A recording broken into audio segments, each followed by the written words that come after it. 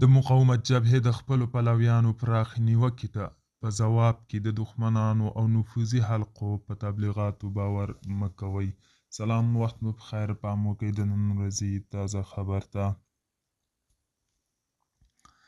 د مقاومت جبهې د خپلو پلویانو پراخ نیوکې ته چې په ځواب کې یې د دښمنانو او د نفوذي حلقو په تبلیغاتو باور مه کوئ.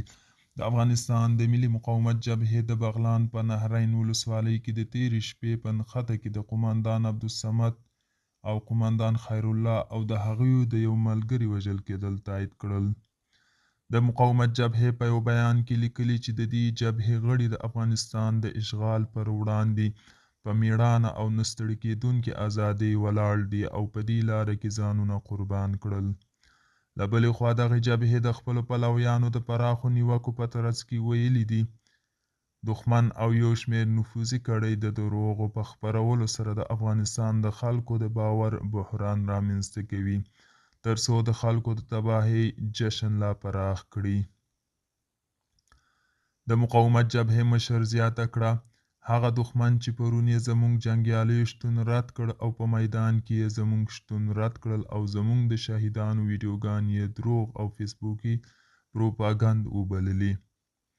اوس یې زموږ د خلکو له غمه په استفادې سره پراخه رواني جګړه پیل کړې ده تر څو د خپلو جرمونو څخه د عامه افکارو د اړولو لپاره نور کاذب روایتونه رامنځته کړي.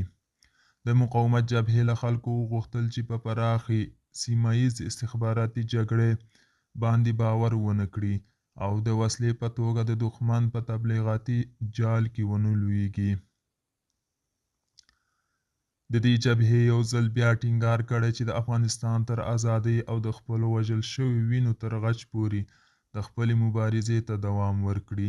په عین حال کې اماج ته سرچینې وایي چې حمزه او د دې جبهې څو نورو غړو د ملي مقاومت د جبهې د پوځي افسر قدم شاه شهین په امر د طالبانو په یو مرکز د پوځي عملیاتو پلان درلود او د هغوی د ځای له افشا کولو وروسته پر هغه ځای برید وکړ او دغه قومندان یې وواژه. د مقاومت جبهې ته نږدې سرچینې وایي چې دغه عملیات د قدم شاه شهین په امر پیل شوي دي. دوی یې طالبان په جال کې اچولي وو.